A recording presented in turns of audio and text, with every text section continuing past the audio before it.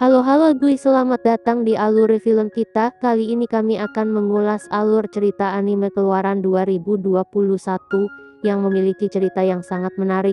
Anime ini berjudul Osama Ranking atau dalam bahasa Indonesianya bisa disebut sebagai peringkat para raja. Menariknya dari cerita anime ini adalah sang tokoh utama terlahir dengan disabilitas, yaitu tidak bisa mendengar maupun juga berbicara. Meski demikian, sang tokoh utama berniat untuk menjadi raja terhebat di dunia. Tapi sebelum kita menuju topik utama, jangan lupa untuk klik subscribe, nyalakan lonceng notifikasinya agar kau selalu mendapatkan update seputar alur cerita anime dari kami. Dan berikut alur cerita utama Ranking Part 1 versi alur film kita. Di awal cerita memperlihatkan kerajaan yang sangat damai yang diketuai oleh Raja Bospis. Dikatakan kalau Raja Bospis adalah raja terkuat di seluruh penjuru dunia, namun hal itu sangat berkebalikan dengan anak pertamanya yang bernama Boji, yakni Boji terlahir dengan disabilitas, tidak bisa berbicara maupun mendengar. Sebab dari itu juga dia selalu dikucilkan oleh masyarakat. Kenapa bisa anak dari raja terkuat terlahir seperti itu? Ditambah lagi Boji tidak memiliki kekuatan apapun, akan tetapi di balik itu semua Boji adalah anak yang sangat baik. Saking baiknya dia berulang kali dirampok oleh bandit sampai monster bayangan yang bernama Bernamdi.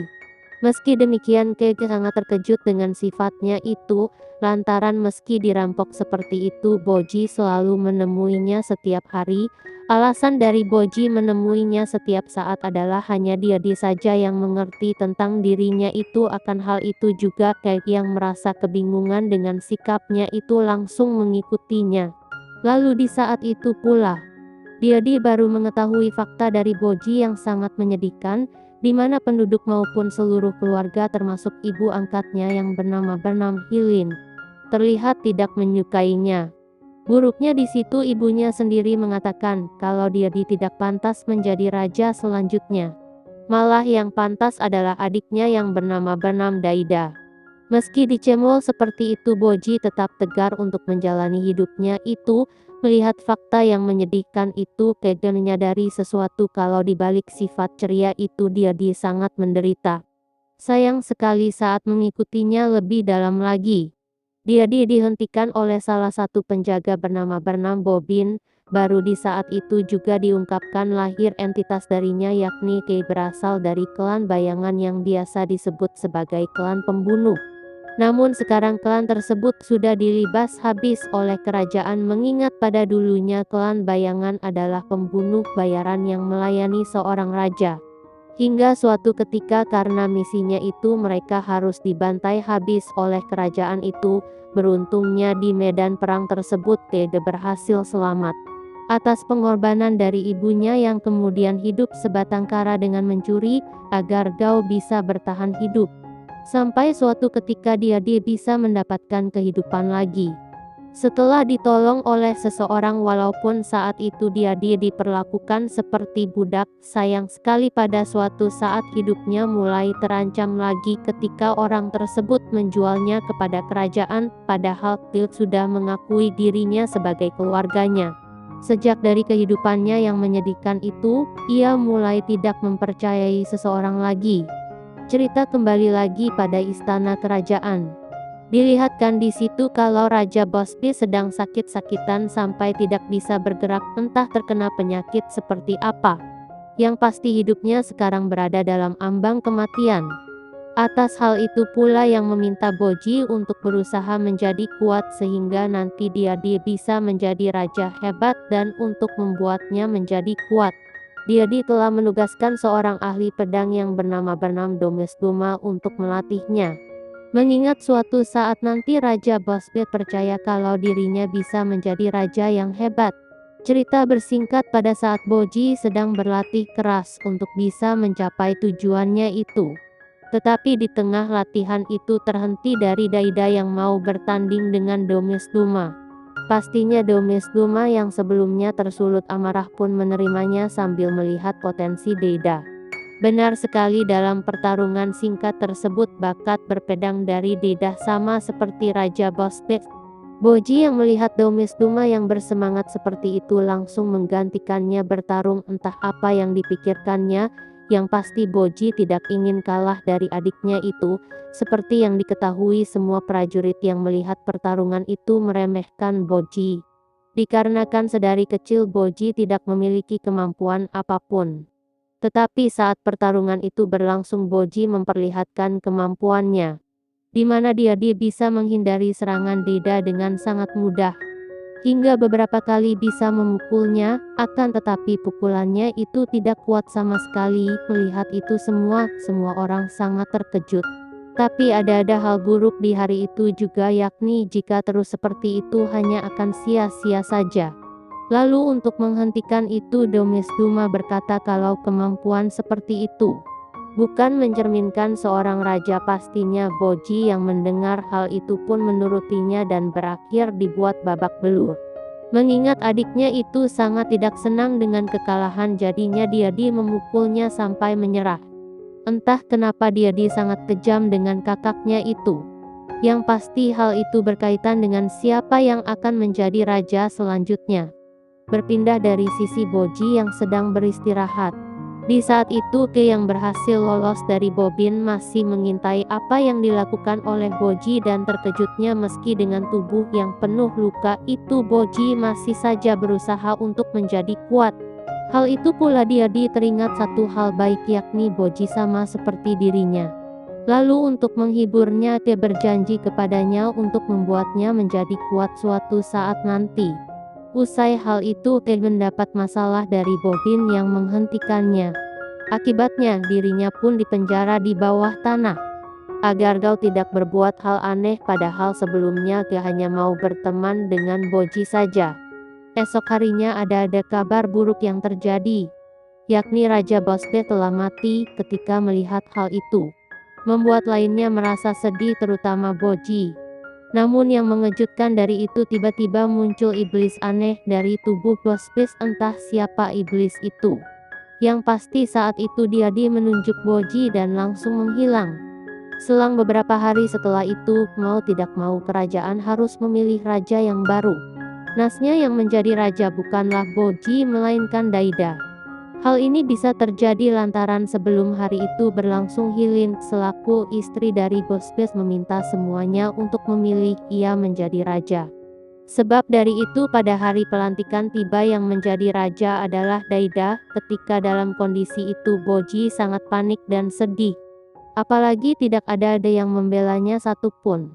Dia pun yang merasa sedih langsung pergi ke tempat di mana ia bertemu dengan Kede. Sayang sekali Bobin mengatakan kalau makhluk aneh itu telah pergi berpetualang. Padahal sebelumnya Ke telah dipenjara di bawah tanah. Boji yang tak terima hal itu langsung pergi melihat penjara itu, dan terkejutnya Ke tidak ada yang membuatnya semakin terpuruk lagi. Nah, dalam keputusasaan itu ia meminta bantuan dari ular raksasa yang bernama Mitsumata. Yang tak lain adalah ular dari Bobin sendiri. Mitsumata mengatakan kalau Ke masih hidup serta sekarang menerima misi dari Bobin untuk melakukan sesuatu. Belum diketahui misi apa itu, pastinya hal ini adalah misi rahasia. Seketika mendengar hal itu Boji terlihat bergembira lagi dan memutuskan untuk berpetualang juga. Sedangkan di sisi itu juga Daida ingin merombak semua tatanan di kerajaan ini. Terutama orang yang tidak memilihnya. Ia bisa mengetahui hal itu dikarenakan bantuan dari cermin misteriusnya itu. Lalu dia pun meminta Bobin untuk membunuh Apeas dengan segera menerima perintah itu. Bobin mau tidak mau harus melakukannya.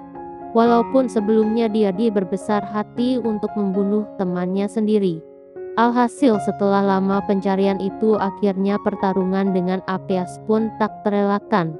Singkat cerita, hasil dari pertandingan itu dimenangkan oleh Apeas dengan mudah. Scene berlanjut dari Boji meminta izin dari ibunya untuk mengizinkannya berpetualang.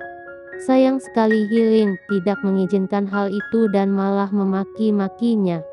Tentu saja awalnya Boji merasa sedih, namun setelah tekad kuatnya itu dia berniat untuk kabur dari istana. Naasnya hal itu tidak berakhir dengan baik, malah dirinya terluka akan perbuatannya itu. Baru di saat itu juga dilihatkan hal yang sangat mengejutkan. Ternyata Healing tidaklah seburuk yang dikira, malah dialah yang paling ingin dekat dengan Boji. Hal ini terbukti dari diperlihatkannya masa-masa sebelum kelahiran Daida. Atas kejadian kemarin, Healing mengizinkannya untuk berpetualang. Dengan syarat Boji harus ditemani oleh Domestuma dan Hakuro. Akan hal itu pula dimulailah perjalanan dari Boji berpetualang. Tidak baiknya di situ Healing merasa ada firasat buruk, entah benar atau tidaknya, yang pasti hanya bisa mempercayainya untuk saat ini. Esok harinya salah satu dari komite Usama Ranking memulai pengecekan kembali dari semua kerajaan yang ada. Setelah mangkatnya Raja Bose dikatakan, jika berhasil mendapat posisi teratas, bisa mendapatkan harta yang berharga, tetapi sampai sekarang belum diketahui harta apa itu. Kabar buruknya di situ peringkat kerajaan Bosbes menurun sangat drastis ke posisi 90. Hal ini dikarenakan kekuatan dari Raja Deida belum kuat. Berlanjut dari petualangan dari Boji lagi, dalam petualangan pertamanya itu, dia mendapat masalah yang besar, yakni karena kepolosan dari Boji. Semua barang berharga dalam tasnya dicuri oleh seseorang. Kemudian seiring perjalanannya itu, secara tak disangka tasnya ketemu secara utuh. Dengan begitu pun tidak ada masalah. Kembali lanjut lagi dalam perjalanan tengah hutan. Buruknya di situ akibat Boji yang ceroboh, dia terjebak dalam lubang aneh dan bertemu seseorang yang baik. Nah, di pertemuan itu dia belajar banyak hal dari orang aneh itu tentang bertahan hidup. Lalu setelah semalaman airnya, Domestuma dan Hakuro berhasil menemukannya. Pada masa-masa istirahat itu tiba-tiba ada yang menyerangnya. Entah siapa orang tersebut, yang pasti ada yang mengincar Boji. Dimulai dari situ Domestuma dan Hakuro akan berhati-hati lagi agar hal ini tidak terjadi lagi. Kemudian sampailah mereka pada satu kota yang bernama Gerbang Neraka. Nah, di balik gerbang itu ada kerajaan dunia bawah mendiami tempat tersebut. Sebab dari itu kota asal sangat damai. Bersingkat dari Domestuma yang membawa Boji dekat gerbang neraka itu.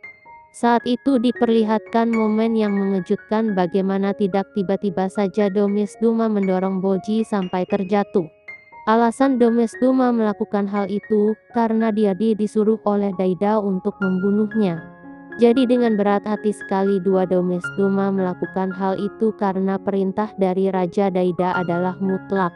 Nah, setelah melakukan hal itu Domestuma juga merasa sedih. Kenapa demikian? Dikarenakan dia telah mengkhianati pangeran serta janji dari Raja Bosbes. Kondisi mulai memburuk ketika Hakuro mengetahui hal tersebut. Alhasil Hakuro yang sangat marah langsung menyerangnya. Tidak terduganya Domestuma menerima serangan itu, mengingat dia tahu kalau dirinya salah. Mendapati hal itu Hakuro sangat terkejut dan mengurungkan niatnya itu. Setelah perselisihan itu pun akhirnya mereka pergi sendiri-sendiri. Yakni tujuan dari Hakuro adalah memberitahukannya kepada Nona Healing. Sementara Domestuma yang tidak bisa kembali lagi pun akan hidup menjadi orang biasa. Berikutnya diperlihatkan satu kejadian yang ajaib, yang ternyata Boji masih hidup setelah terjatuh dari ketinggian yang seperti itu. Ternyata di balik itu semua yang menolongnya adalah bahkan yang sebelumnya menyelamatkannya kemarin adalah dirinya. Di sini Kei mempunyai ide yang bagus, yakni ia akan membawanya kepada orang yang bisa membuatnya kuat. Lantaran kebetulan sekali dia bisa berada di bawah gerbang dari neraka ini, yang artinya mereka bisa melanjutkan perjalanan ke dunia bawah. Tidak beruntungnya dalam perjalanan itu mereka berdua mendapat masalah yang besar dari asap beracun. Buruknya dalam keadaan seperti itu mereka tidak bisa lolos, yang berakhir dengan terjebak dalam gas beracun tersebut. Shin berpindah ke Daida yang dapat mimpi buruk. Akibat hal itu pula ia semakin menginginkan kekuatan dari ayahnya itu. Dan untuk bisa mendapatkan hal itu dia membawa cermin misterius yang bisa berbicara ke bawah tanah. Kastil mengejutkannya. Di ruang bawah tanah itu ada tempat yang menakutkan yang penuh dengan monster, dan yang paling mengerikan dari itu, cermin itu menggiling mayat dari Bosbes untuk dijadikan sesuatu.